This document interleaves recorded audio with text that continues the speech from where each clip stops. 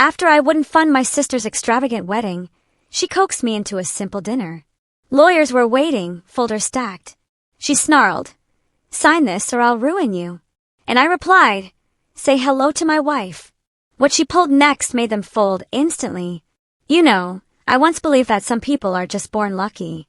And in my family, that golden ticket always belonged to my younger sister, Chloe. But what if the person you thought you knew best, the one you loved, was just waiting for the perfect moment to twist the knife in your back? What if an earthquake of betrayal is what it takes to finally see them for who they really are? Because that's exactly what happened to me. I was never meant to be the rich one in our family. That title was practically reserved for Chloe, the homecoming queen, the 4.2 GPA girl, the one who effortlessly glided into every Ivy League school she applied to. Me. I was just Ethan.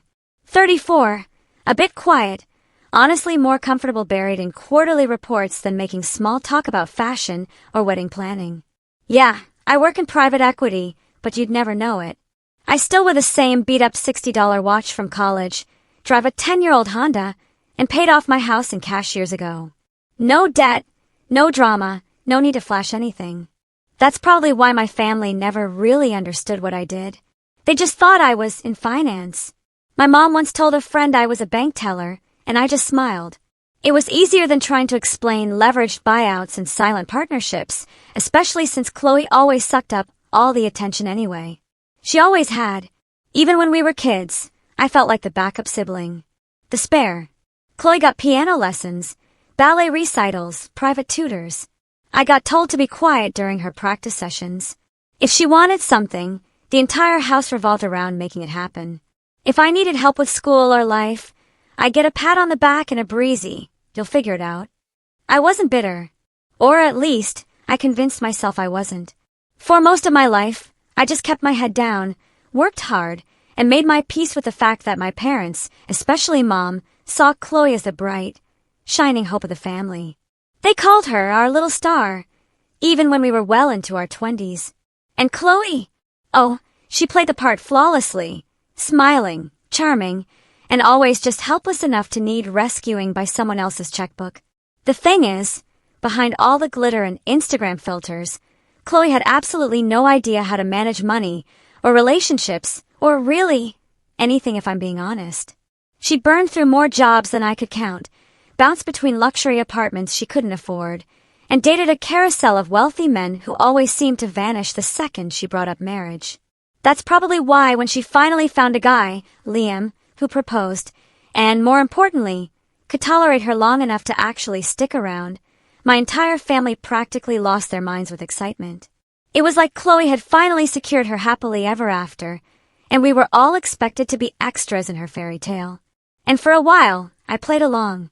I showed up to the engagement party, brought a thoughtful and admittedly expensive gift, smiled through the champagne toasts, and listened as Chloe gushed about the Paris honeymoon, the custom Verawang gown, and the historic vineyard estate they booked. She dropped numbers like confetti. $110,000 for the dress, $8,000 for the flowers, $6,000 for a calligraphy artist flying in from New York just to handwrite the invites. Every detail was ridiculous. Every dollar spent was someone else's, mostly our parents. But the real shock came a week after that party. Chloe invited me to lunch. We met at this trendy little cafe downtown, the kind with $15 avocado toast and baristas who looked like they belonged on a magazine cover. I should have known something was up when she offered to pay. Chloe never offers to pay. She ordered a beet latte. I didn't even know that was a thing, and looked at me with that practiced smile she always used when she wanted something. "So, I've been thinking," she started, leaning forward. "You're doing really well, right?" I blinked. I'm doing fine." "Yeah. No, I mean really well.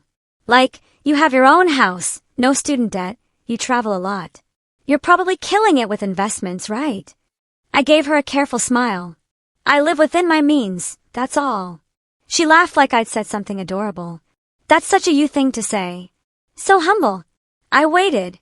I already knew what was coming. I just didn't know how big the ask would be. She leaned in closer, lowered her voice like we were sharing state secrets. "So listen, I'm a little over budget on the wedding. Just by a tiny bit. Okay, more than a bit. $50,000, to be exact. I nearly choked on my water. You're over budget by 50 grand. She waved it off like it was pocket change. It's not that bad. We had to upgrade the catering to a Michelin-starred chef because Liam's family are major foodies. And I found this designer in Milan who's doing the bridesmaids' dresses. Trust me, it's a vibe. But anyway, I was hoping you could help. Help how? I asked, though I already knew. She smiled. Sweet and poisonous. Cover the difference. Just the 50,000. I mean, it's nothing to someone like you, right? You probably made that in dividends last quarter. I sat back stunned. You're asking me to give you $50,000? Not give, she corrected quickly. Just pay for the wedding. It's a one-time thing. You be making sure your only sister has the day of her dreams. And honestly, it would mean so much to Mom and Dad. They're kind of maxed out, but we all know you're the one who's doing the best. I stared at her. This wasn't just a big ask. It was entitled. There was no gratitude in her voice, no acknowledgement of how massive that number was. She genuinely thought I just handed over like I was an ATM. I took a deep breath. Chloe, I love you, but I'm not funding a $50,000 wedding. That's not happening. Her smile faltered for just a second. Then the performance kicked back in. Wow. Okay. I guess I'll just tell Liam we have to cancel the signature cocktails and cut the live jazz band. Thanks for nothing. I didn't say I wouldn't help at all. I offered carefully. But 50 grand? Come on, that's not reasonable. She stood up, just like that. Didn't even finish her latte. Fine, forget it. I'll figure it out myself. Just remember this when the time comes.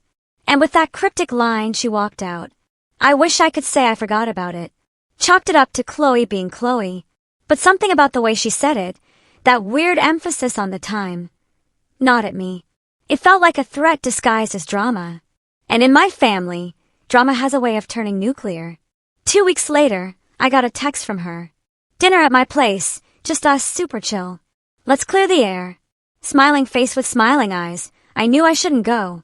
I went anyway. And the moment I stepped into her apartment, I knew I'd made a mistake.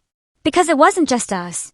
3 men in suits were already seated at her dining table, each with a stack of paperwork. Chloe walked out of the kitchen holding a glass of wine, wearing that same sweet smile she always used when she was about to light someone's world on fire. She raised her glass and said, "Welcome, Ethan. Let's talk options."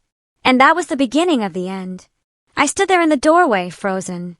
3 men in tailored suits, documents spread out like a contract negotiation, and Chloe smiling like she was hosting a garden party. My gut tightened into a knot. This wasn't a super chill dinner. This was a setup, and I was the only one who hadn't received the memo. "You all right, Ethan?" Chloe asked sweetly, motioning to the seat across from the lawyers. "You look like you've seen a ghost." "Didn't realize dinner now included legal counsel," I said, not moving. She laughed. "Oh, don't be dramatic. It's just a little paperwork. Go on, sit. You want red or white?" "I'll take answers," I said flatly, my voice low. That made her smile freeze for a half second. Just a flicker, but I caught it. The tallest of the 3 men stood and extended a hand. "Mr. Hayes, my name is Frederick Kane. I represent your sister and her fiancé in a matter of financial arbitration. Please, if you'll join us, I can walk you through the situation." "No need," I said. "My sister already walked me through it at lunch. She wants money." I said no. End of story. Frederick didn't flinch. "Respectfully, I believe you'll want to see the documents." "And why would that be?" I asked, folding my arms. Chloe let out a little sigh and took a sip of her wine. "Because you made a promise, Ethan." "What promise?" She turned to the lawyer and gestured. "Show him the agreement." Frederick opened a folder and slid a few sheets toward me. I stepped forward cautiously and glanced down. The heading read, "Binding Pledge of Familial Contribution." It was formatted like a contract, complete with my name, address, and a digital signature I'd never seen before. I narrowed my eyes. "What is this?" Chloe's voice was syrupy sweet. "It's the email you sent Mom 2 months ago saying you'd help out with my wedding however you could. I had it printed, and we added some formatting for clarity. It's been notarized." My jaw clenched. "You printed my email and turned it into a fake contract." "Not fake," she snapped, suddenly dropping the cutesy act. legally persuasive. And if you don't agree to honor it, we can escalate. I shook my head in disbelief. Are you serious right now? Frederick stepped in again. Mr. Hayes, we're not here to be adversarial. Our intention is to reach an amicable solution. Your sister has already made substantial non-refundable payments based on the expectation of your financial support. She's asking for follow-through. She's asking for extortion. I snapped. You don't get to turn a vague, good faith offer into a $50,000 invoice. The second lawyer, a shorter guy with glasses, spoke up then. We're prepared to file a claim for promissory estoppel that includes potential damages and losses if she's forced to downsize or cancel. I stared at Chloe. You're threatening a lawsuit over a wedding? She gave me a pitying look. You left me no choice, Ethan. This is my one special day. I'm not asking you to buy me a house or anything crazy. I just need your help. And you're acting like I'm a criminal. No, I said, my voice low and tight. You're acting like one. You forged a contract and hired a legal team to trap me. There was a pause. Then Chloe shrugged, turning to the lawyers with a little grin. He always did like playing the victim. That was the moment something in me shifted. I don't know what exactly. Maybe it was the sheer gall of being ambushed like this. Maybe it was seeing the familiar smugness on her face, the same look she wore as a kid whenever she got away with something. Whatever it was, the anger wasn't loud. It was quiet, controlled, cold. I picked up the fake contract, skimmed it again, then looked directly at Frederick. So let me get this straight. Your case hinges on a casual email that said I'd help out? Yes. With no specific amount listed. No terms, no timeline. Correct. And you believe that would hold up in court? He didn't answer, but the smirk on Chloe's face said everything. I'm not signing anything, I said calmly, placing the papers back down. And if you send me anything else like this, I'll file a harassment claim. Chloe's smile returned, but this time it was icy. I figured you'd say that, which is why I brought backup. She turned toward the hallway and called out, Mom, you can come in now. I blinked. Wait, what? Footsteps. Then our mother stepped into the room, arms crossed, expression tight. Not angry, not sad, just disappointed. The kind of look that still hits you like a punch, even when you're a grown man. Ethan, she said quietly, this isn't how we raised you. My mouth opened, but nothing came out. You promised to support your sister, she went on. We all did. Your father and I have put everything we could into this wedding. Maxed out credit cards, pulled from our retirement fund. And Chloe's done everything she can to make this day beautiful. Now you're trying to back out over money.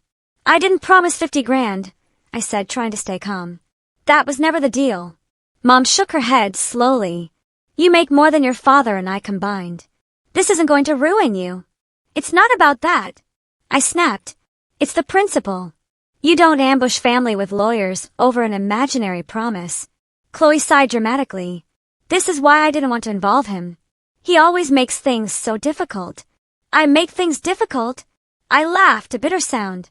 You faked a contract, weaponized an email, and now you're trying to shame me with Mom in the room like we're back in high school. The third lawyer, who had been silent until now, finally spoke. Mr. Hayes, if I may. You may not, I said, my voice sharper than I intended. This isn't a legal matter. It's a family one, or at least it used to be. Mom stepped forward, placing a hand on my arm. Please, Ethan, just sign it. Let's not turn this into a scandal. I stared at her hand, then met her eyes. So that's what this is about. Saving face. There was a long silence. No one moved.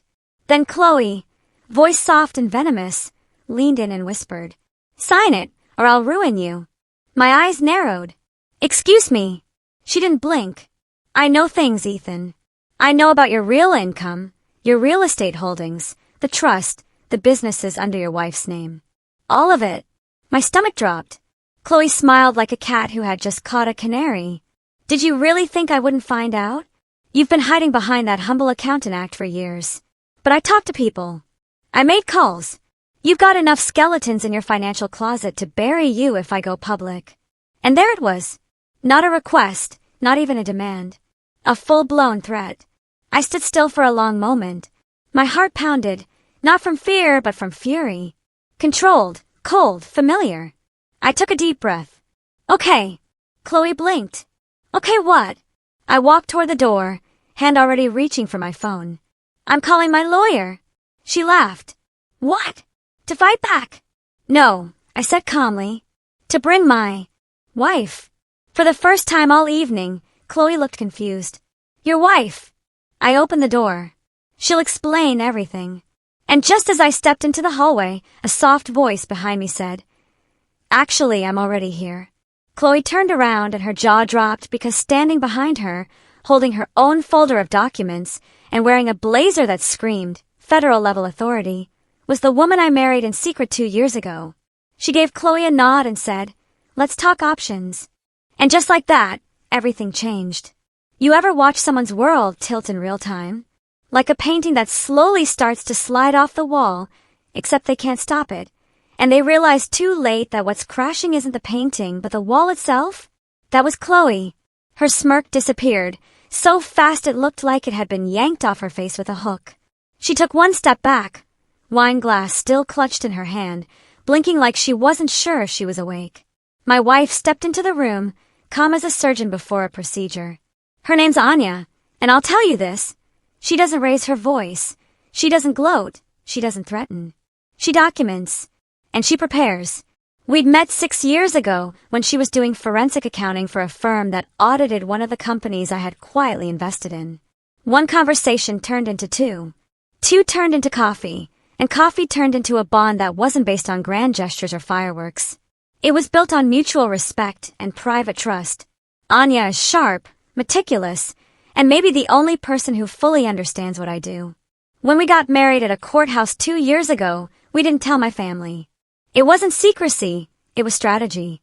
I knew how my family operated, Chloe especially. The less they knew, the less they could use.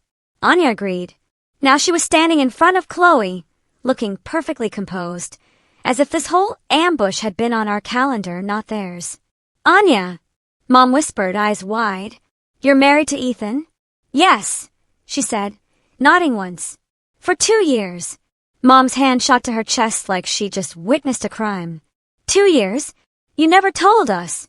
I finally stepped back into the room, letting the door swing shut behind me and said, And based on today, you think we should have?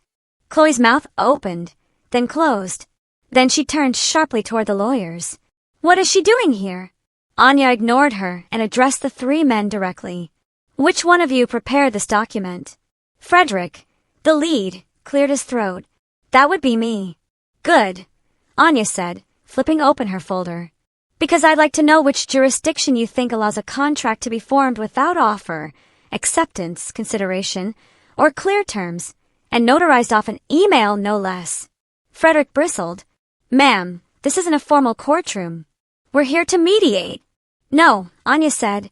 You're here under false pretenses to pressure my husband into giving up a large sum of money under the threat of reputational damage.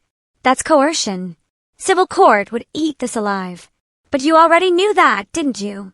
Chloe's cheeks were flushed now, her eyes darting between Anya and me like she was trying to recalculate a math problem that suddenly had more variables than she expected. Ethan, she snapped, why would you bring her into this? Anya turned to her slowly, and without a trace of emotion. Because you tried to threaten my husband with lies, forged documents, and implied blackmail. That makes it our problem. Chloe's voice cracked. You think you can just barge into my private meeting? Anya held up a hand. Not aggressively, not with anger, just a simple, precise movement. Enough! The room fell silent, and then in a quiet voice she asked, You said you'd ruin him. How? Chloe blinked. Excuse me. You told Ethan you'd ruin him. What was your plan? Leak false financials? Pretend you know something you don't? Try to discredit a man who's legally protected by 6 privacy layers and multiple holding companies? Please, enlighten me. Chloe swallowed. Her facade was cracking fast. I was bluffing. It was just a scare tactic. That's not what you said 5 minutes ago. Mom finally spoke again, still frozen near the doorway. Chloe, what is going on? Chloe rounded on her. He's the one hiding things, Mom. He's been playing all of us for years. He let us believe he was just some quiet finance guy while he was sitting on God knows how much money. He let us go into debt for this wedding while he sat there with a paid-off house and some secret wife, like he's better than all of us. I blinked. And that was the moment I saw it for what it was. This wasn't about money. Not really. This was about control, about the illusion of hierarchy. Chloe had always been the favorite, the chosen one, the daughter my parents built their lives around. And I was supposed to orbit her, to support, to clap, to fund her dreams without question.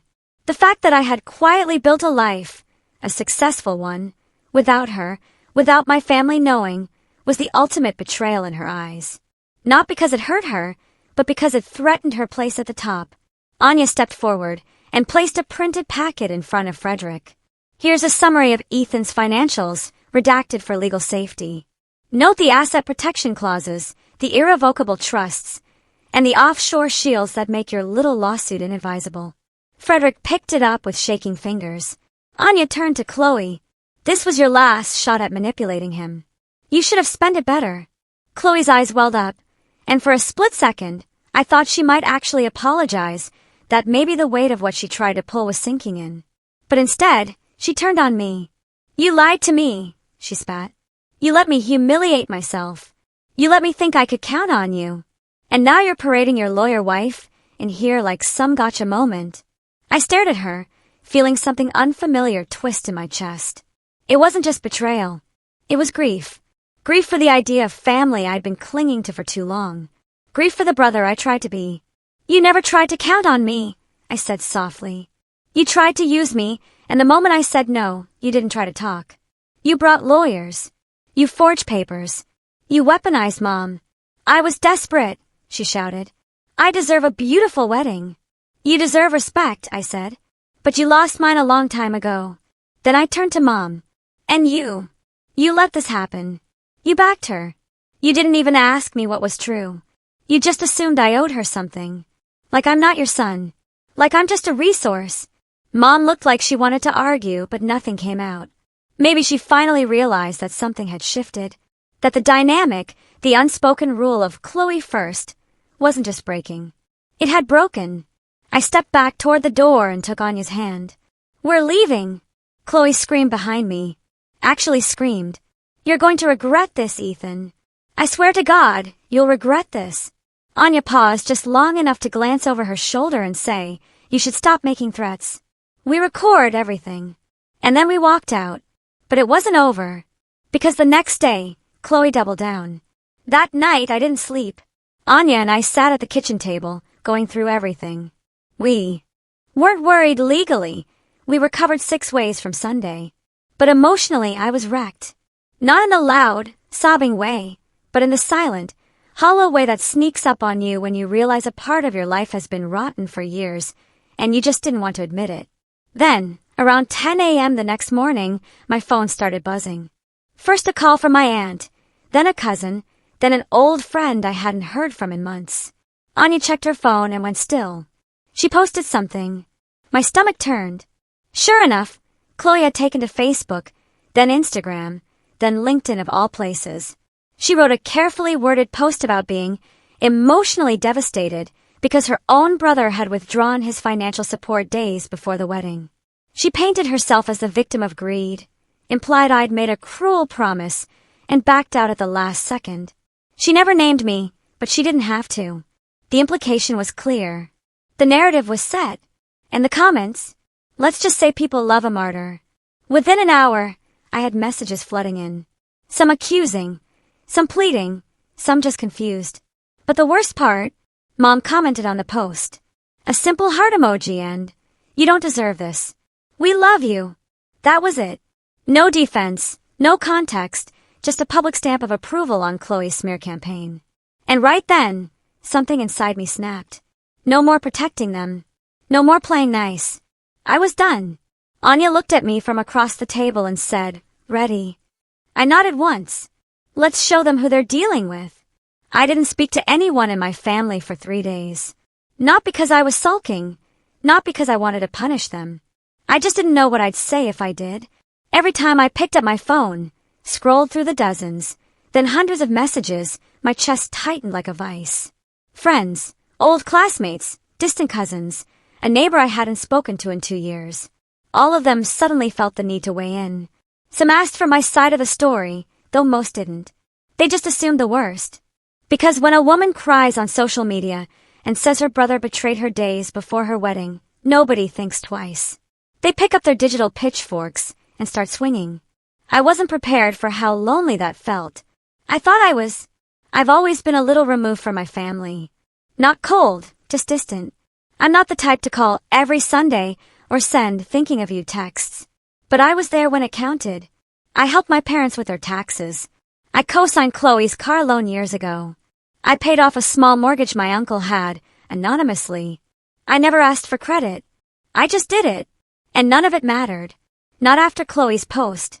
That carefully worded, manipulative little essay about how she'd been emotionally blindsided and financially abandoned by her only sibling. She never once mentioned the forged contract, or the lawyers, or the threat. Just played it like a Hallmark movie gone wrong.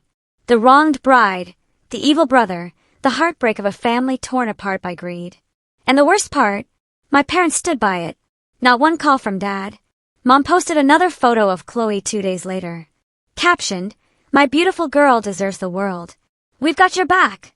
And I just sat there in my kitchen, scrolling, not feeling angry anymore, just numb. I didn't eat much that week. Anya tried gently to get me to talk. She didn't push, just made tea, left notes, sat with me in the quiet. But I could feel it. This low hum of something building inside me. Not rage, not yet.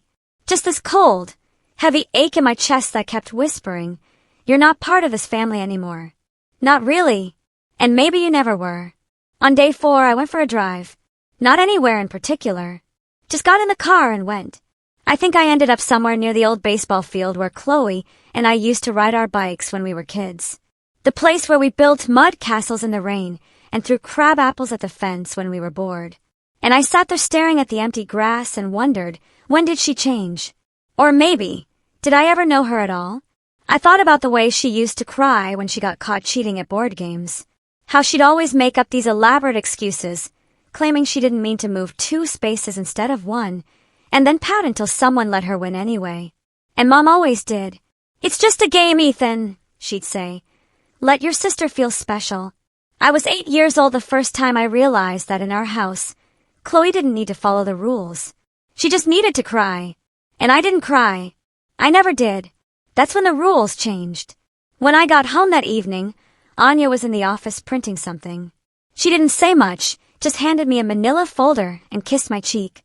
"Look through it when you're ready." I sat at the dining table for a long time, folder unopened, just listening to the distant hum of the printer still working. Eventually, I flipped it open. It wasn't revenge. Not yet. It was protection. Legal documentation, asset shielding, additional privacy locks on our financials, a new will, updated beneficiary lists, a shell company structure that would make it almost impossible for anyone to find out what we owned or how we owned it. Anya didn't just love me. She defended me, silently, efficiently, while I was unraveling. She'd been building a wall around our life, a quiet fortress. That night, I finally broke the silence over dinner. Some kind of pasta she made which I barely tasted. "I don't think I ever really had a sister," I said. Anya didn't say anything.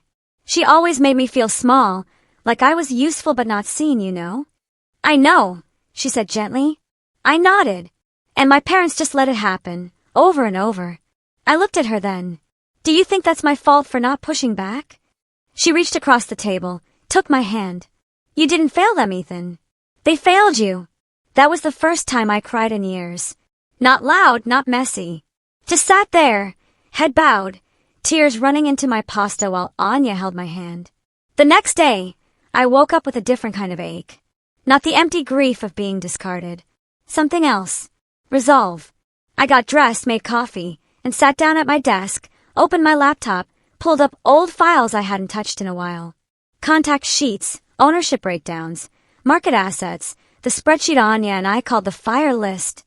A running doc of people, businesses, and situations that had ever crossed us unfairly. Most had been harmless. A bad partner, a shady vendor, a guy who tried to undercut me during a deal and ended up getting fined for insider trading. I scrolled to the bottom and added a new name. Chloe Elaine Collins. Reason: personal betrayal, attempted extortion, family manipulation. Below it, I typed a note. Do not engage emotionally, only strategically. Because here's what Chloe never understood. I never wanted power, but I learned how to wield it quietly, efficiently, from the shadows. While she begged for spotlights and applause, she thought because I didn't flaunt it, I didn't have it. And now she was going to find out exactly what I'd been building while she was trying on dresses and writing sob stories for Instagram. 2 nights later, I got an invitation in the mail. An actual printed envelope with gold trim and a fake wax seal. Chloe's wedding invitation. The name was addressed to Mr. Ethan Hayes and guest, financial contributor, and brother of the bride. That wasn't a joke. That was actually on the envelope. I stared at it for a long time. Anya walked up behind me, read it over my shoulder, and whispered, "Wow, she's bold." I laughed, not because it was funny, but because it was so insane I couldn't do anything else. "She's still pretending I'm paying for it," I muttered. "Yep. And she's inviting me like this is all normal." "Yep." I held the card up, stared at the words, then dropped it into the trash. Anya didn't say anything. We both knew that wasn't an invitation. It was a declaration. Chloe was doubling down, still trying to control the narrative, still hoping I'd cave, show up, and smile for the cameras while pretending we were one big happy family. And as I stood there looking at that trash can, something inside me settled. I wasn't going to argue anymore. I wasn't going to plead my side to people who didn't care to hear it. I was going to act, not out of rage, but out of clarity. Because I finally saw my family for what it was. A hierarchy, a show, a set of unspoken rules where love was conditional and silence was expected. And I wasn't playing anymore. But first, I needed to see something. One final conversation, one final chance. So I called my dad. He picked up after 3 rings, sounding tired. "Ethan, hey." A long pause. "This about the wedding?" I ignored that. "You busy?" "Beside your mom's running errands. I've got an hour. I'll be there in 30. I hung up. I knew this was the moment I'd find out if anyone in that house ever truly had my back. What I didn't know was that I was walking into the final betrayal. My parents' house hadn't changed. Same chipped paint on the porch railing. Same wind chimes clinking by the screen door. Same faded mat that said, "Welcome," in a cheerful font that hadn't matched the energy inside that home in a long time. But I noticed something new as I pulled into the driveway. The other car, Chloe's, parked perfectly in the center of the space, like she owned the whole property. It was a white BMW. At least, I knew because she'd whined about the monthly payments in a group chat before she'd kicked me out of it. Shiny, loud, way too expensive. I stared at it for a second longer than I should have, then got out of my car and headed up the steps. The door creaked open before I could even knock. Dad stood there, arms folded. He looked tired, not just physically, but worn. His eyes didn't light up. His face didn't crack into a grin like it used to when I came home for a visit. He looked like he didn't want me there. "Hey, Dad! Hey!" He stepped aside without a smile. "Come in." I walked past him into the same living room I grew up in. Same recliner, same wall clock, same framed photos of Chloe everywhere. School portraits, dance recitals, a giant canvas print from her college graduation party I paid for and wasn't invited to speak at. No photos of me. Not one. "Where's Mom?" I asked. Not because I missed her, just because I wanted to know how many people I'd be up against today. "Downstairs," he said. "She's making a gift basket for Chloe's rehearsal dinner. You came at a bad time." I sat down anyway. "I didn't come for her," I said. "I came for you." He lowered himself into the recliner across from me with a groan. "You want coffee or something?" "No," I said, then paused.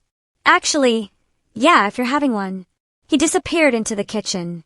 I heard cupboards open, the soft hum of the old drip machine heating up.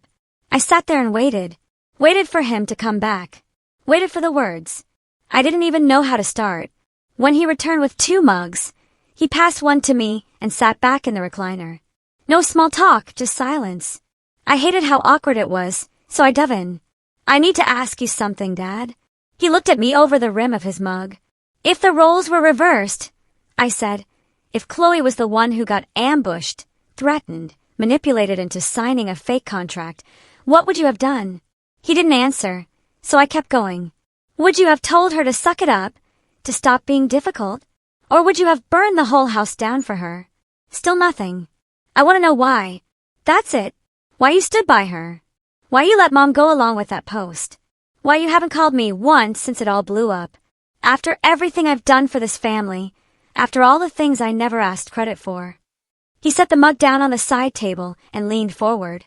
Because you don't need us, he said. That stung me. What? You don't need us, he repeated, eyes tired but steady. You never have. You've always been fine on your own. Got yourself through college, figured out your career, built your own life, never asked for help, never complained. You just went your own way. I stared at him. He sighed. Chloe needs us. Always has. She's not built like you, Ethan. She's fragile, emotional. When she falls apart, she falls apart. And your mother, she can't stand to see that. So we pick up the pieces. That's how it's always been. I felt my chest tighten. So you enable her. You didn't deny it. You let her manipulate. You let her twist everything and lie and punish people. And you excuse it because she cries when she doesn't get what she wants. His voice hardened. You think parenting is black and white. You think it's just picking sides. I stood. No, I think parenting is doing what's right. Even when it's hard, even when your favorite messes up. That made him wince, so I kept going.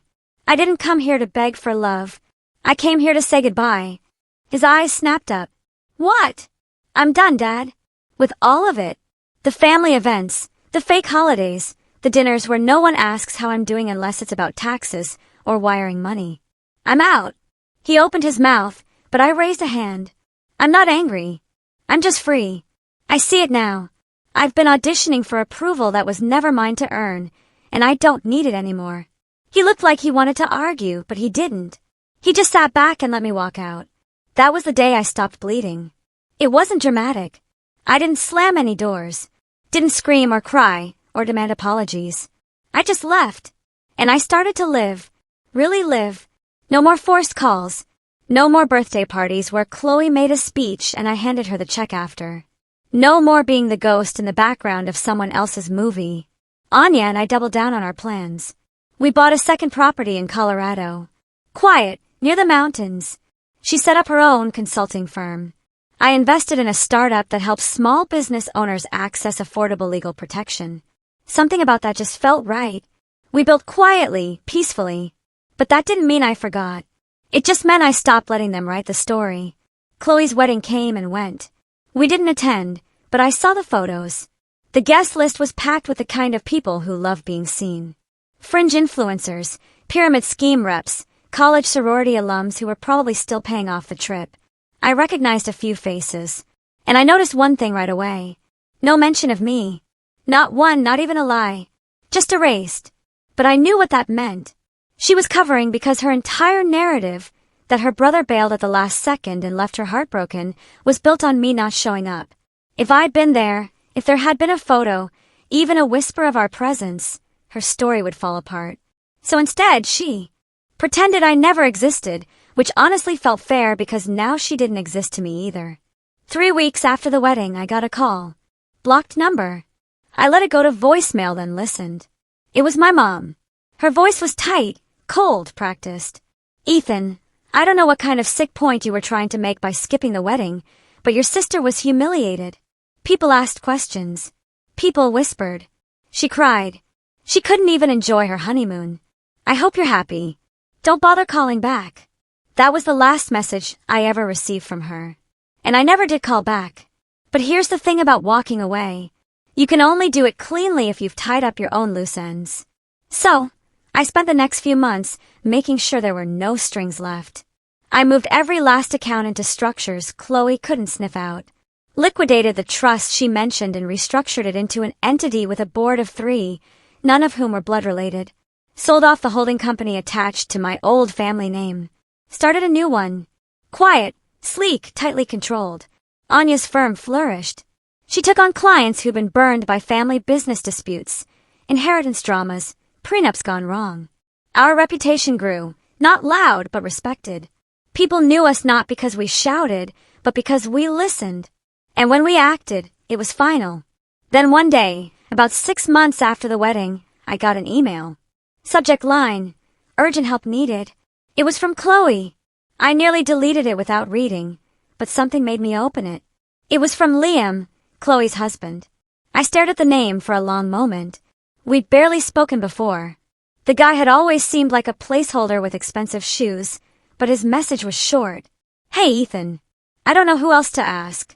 I know there's a lot of bad blood, and I'm sorry for that, but Chloe's gotten us into something financially. It's big, and I think we're in serious trouble. Can you please call me? I didn't reply, not right away, but I forwarded it to Anya. She read it, closed the screen, then just said, "She's slipping." And I nodded, not because I was happy, but because I knew that was the beginning of the unraveling. And this time, I wouldn't be the one to catch her. I didn't reply to Liam's email for 3 days, not out of pettiness, not even to let him sweat. I just needed time to think. I needed to decide what kind of man I wanted to be. Because when someone betrays you publicly, deeply, and with every intention of making it hurt, it changes you. Not instantly, but like slow poison.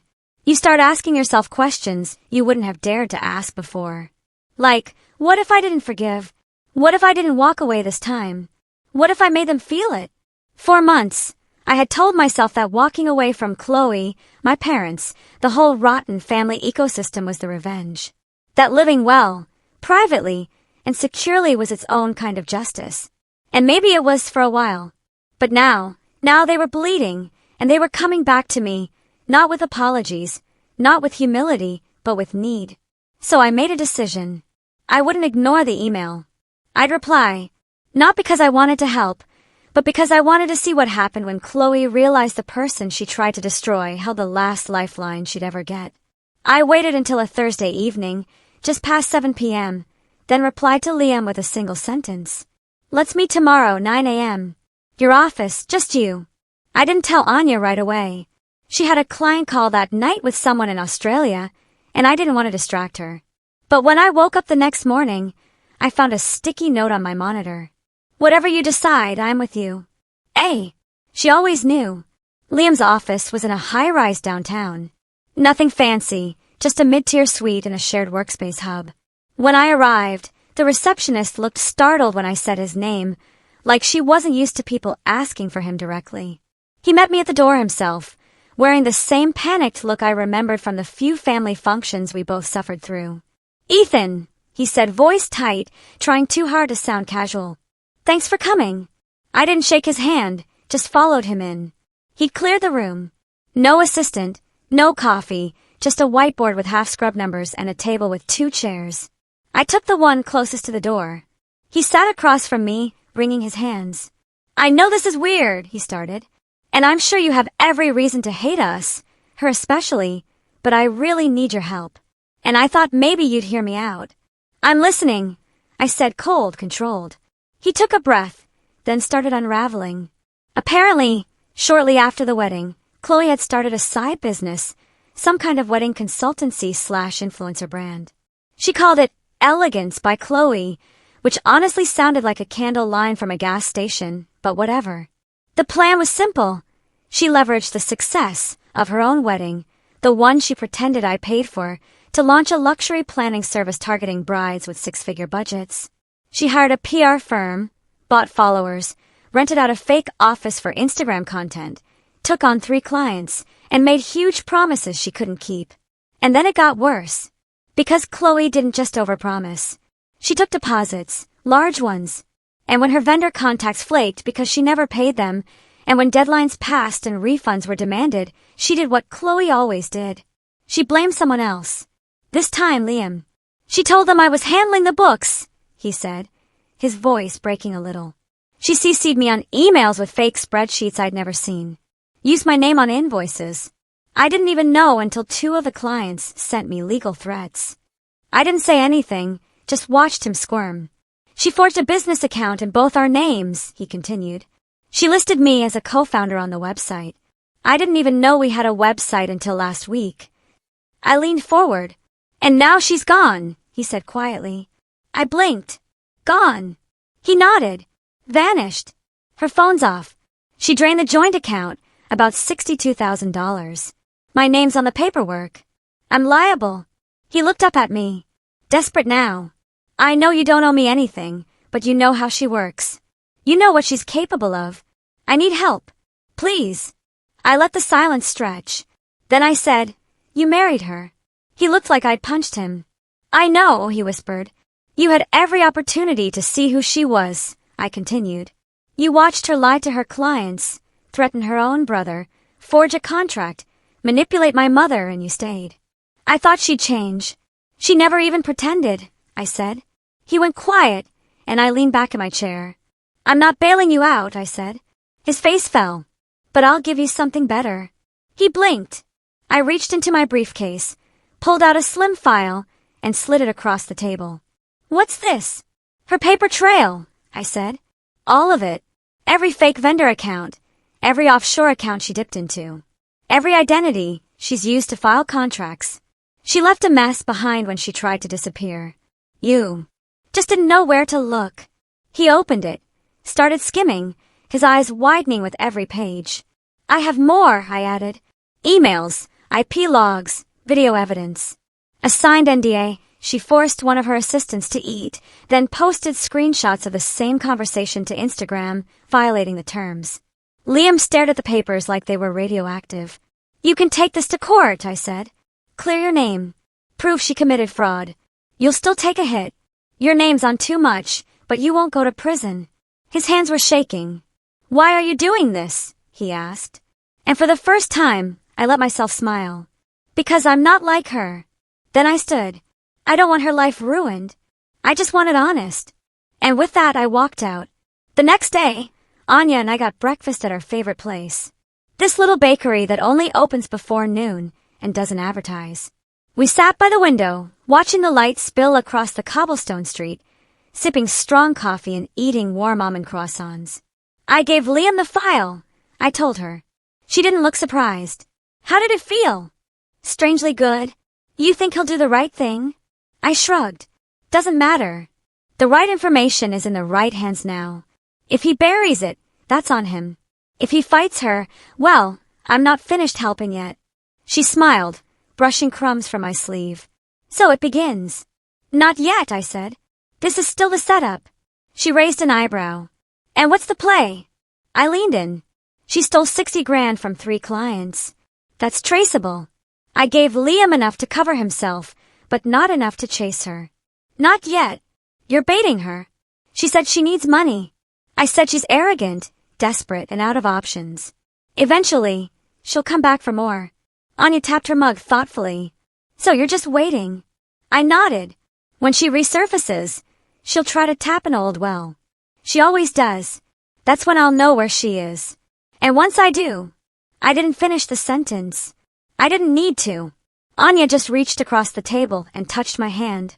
And in that moment, I knew this time when Chloe came knocking, I wouldn't just be ready. I'd be waiting with receipts, with leverage, and with the kind of quiet power she never saw coming. For months of silence, of waiting, of pretending to move on while I knew deep in my gut that Chloe wasn't gone. People like her don't disappear. They retreat. They regroup. And when they come back, they do it with a mask and a story and just enough fake vulnerability to make people forget how dangerous they really are. I didn't need to chase her. I just needed to wait. And sure enough, one evening in late April, while Anya and I were cooking dinner in our new place in Colorado, her phone buzzed. She looked at the screen, arched an eyebrow, and handed it to me. Blocked number, no caller ID. But the voicemail, it was unmistakably her. Hey, I know I'm probably the last person you want to hear from. I'm in a weird place right now, and I'm trying to fix things. I know we left things messy, but I think we should talk. You're still my brother and I miss you. I hope you're okay. Call me back, please. Anya muted the speaker. She's fishing. She's broke, I said calmly, stirring the pasta. She ran out of bridges to burn. We didn't reply. Not yet. But that night, I sat at my desk and pulled up a file I hadn't touched in months. Chloe_P3.psw. I opened it, reviewed every line, confirmed every contact was still valid. And when I finished, I sent one email, just one, to a friend named Leia. Leia works in compliance at a well-known event venue chain, the kind that caters to high-end weddings, galas, and fundraisers. We'd helped her once when she got roped into a bad deal through her ex-fiancé. Anya cleared the legal side. I handled the financial cleanup. Leia owed us, and she pays her debts. The very next day, Chloe reappeared online. Subtle at first.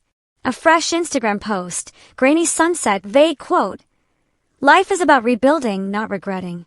Then a new Facebook page. Chloe Hayes Events. Logo in gold script.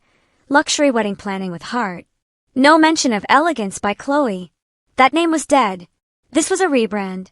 She even listed a new LLC in Wyoming. Private registry, no address.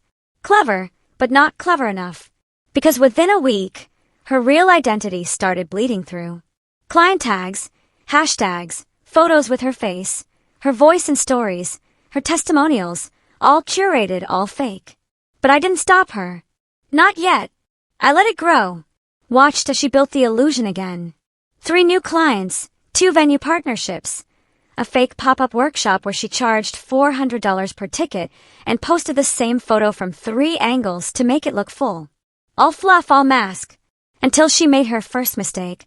She applied to host an exclusive bridal expo in a building owned by a holding company I partially controlled through 3 layers of legal insulation. The name on her application, Chloe Bright. New last name. No mention of the LLC's history. No mention of her scandal.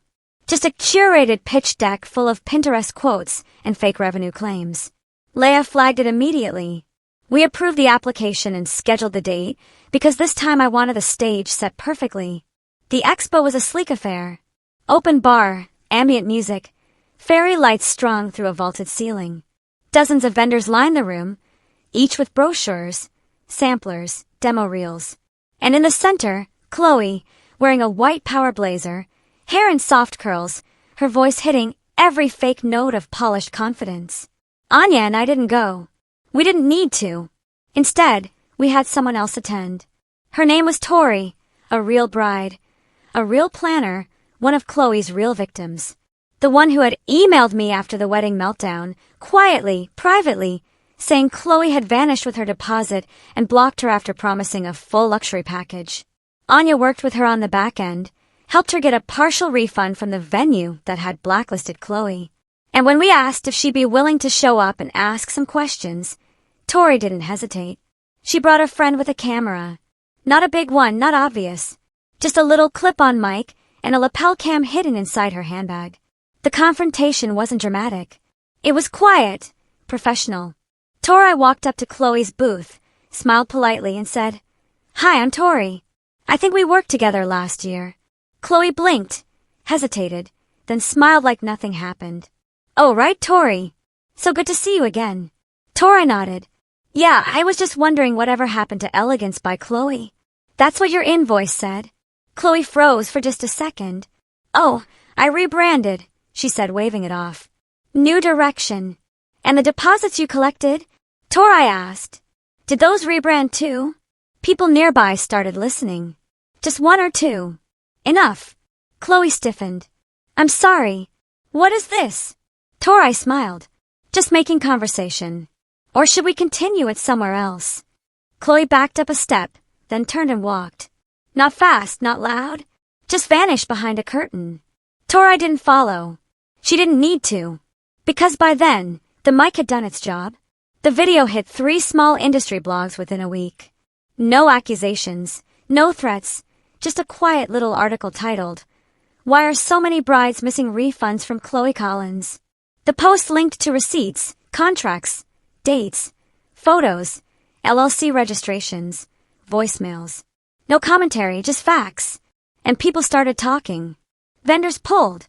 Their contracts, clients canceled bookings. Venues flagged her name in their CRM systems. And then came the big one, a California bridal magazine that had featured her in a top 10 planners to watch spread. They issued a quiet retraction. No drama, just a note in the next issue. Correction, we are no longer affiliated with Chloe Collins or Chloe Bright Events. And Chloe vanished again. This time for good. But that wasn't the real revenge. That was just cleanup. The real revenge was quieter. A month after the expo collapse, I flew back to the city for a meeting with a real estate development group. Nothing dramatic, just business. On the way out of the hotel, I passed a woman holding a phone up to her face, pacing in the lobby in sweatpants and a hoodie, whisper screaming into her mic. Took me a second to recognize her. Chloe. Pale, hair pulled back, no makeup, no audience. I didn't stop walking, but I slowed just enough to hear a single line. I don't have the money. Okay. I'm trying. I just need more time. I kept going. Didn't turn. Didn't look back. Because that was the moment I knew it was done. She would never recover. Not fully. Not in the same world she once ruled with filters and lies and forged documents. Her reputation wasn't ruined by scandal. It was erased. There was no one left to clap, no one left to believe her, and the silence was louder than any courtroom. Later that week, Anya and I sat on the balcony of our mountain home. The air was cool, the sky was clear, our phones were off. I told her about the hotel, I said. She didn't say anything at first, just sipped her tea, then asked, "Do you feel better?" I thought about it, took a breath and said, "No. I feel clean." Fallout never happens in one explosion. It happens in echoes, tiny, creeping aftershocks that travel through everything you thought was stable, reshaping it piece by piece until the old version of your world is gone for good. For me, it began with a phone call, not from Chloe, not from my parents, but from a lawyer. A young man with a calm voice who introduced himself as representing Liam Hayes in a joint civil proceeding. "We're filing a case against Chloe Collins under her legal name," he said. "Your sister. You've been listed as a potential witness for the defense. Given your previous experience with her conduct, would you be open to speaking with us?" I leaned back in my chair, staring out the window at the mountains. Anya was on the porch reading something on her tablet. "Has she been served?" I asked. He hesitated. "She has 3 counts of fraud, 2 of breach of contract, 1 of misrepresentation. There's talk of a possible criminal referral, depending on how discovery goes." My throat felt dry, but my voice stayed level. "You'll have my cooperation. It's strange how justice moves. Not with drama, not with fireworks, just quiet paperwork." By the time I gave my deposition, Chloe had already been dropped by every vendor association she'd ever joined. The so-called luxury planning scene is small, and reputation spreads faster than truth. Even the ones who once defended her, claiming it was all a misunderstanding or "she's been through a lot lately," eventually went silent. Her clients were less forgiving. 2 filed small claim suits. 1 went public on social media, and that clip made its way to a consumer rights TikTok account with 2 million followers. It was brutal. Not because it was cruel, but because it was undeniable. Receipts, contracts, messages. Anya and I watched from our living room one night as it played. The creator ended the video with, "When you build your life on lies, the bill always comes due." The clip got 3 million views. Chloe deleted her accounts 2 days later. Liam called me a week after the deposition. "Hey," he said quietly. "It's done." "How bad?" "She settled," he said. "No criminal charges, but she's broke. She had to sell her car, her jewelry, everything. She's moving back with your parents." He paused. "They co-signed a debt agreement to keep her out of jail." I let the silence stretch. "And you?" "I'm free," he said, voice shaking a little. "Divorce finalized last week. I can finally sleep." "Good," I said. "Start over." He exhaled. "You know, I used to think she was just misunderstood, that she was acting out because of her upbringing or the pressure, but she's like a magnet for chaos. She doesn't survive unless someone else pays the bill." "Yeah," I said quietly. "I know." He hesitated, then asked, "Do you ever think she'll change?" I thought about that for a long moment. "No," I said. "But I think we finally did." The next wave came from my parents. Started small. An email from Mom written in that clipped, polite tone she uses when she's embarrassed but won't admit it. "Ethan, I know things have been tense. Your father and I are trying to help your sister through a difficult time. She's made mistakes, but she's still family. We'd like to talk if you're open to it. No apology, no acknowledgement, just expectation." Anya read it over my shoulder and said, "You don't owe them closure." "I know, but I replied anyway. I hope you and Dad are well. I wish you peace, but I'm done trying to fix something that never saw me as family unless I was useful. Take care. That was it. No anger, no argument, just the truth. A week later, Mom sent one more message. We'll respect your decision. I hope someday we can start again. That someday never came, and I didn't wait for it. 6 months later, life looked different. Anya's firm had grown into a full-fledged consultancy. She hired 2 assistants, started speaking at conferences. She even landed a feature in a major business magazine, a spread titled, "The Women Fixing What Greed Breaks." I invested in 3 new ventures. One of them, a legal tech startup that helped automate fraud reporting for small business owners. I didn't announce anything publicly. Didn't post a single update. Just worked quietly.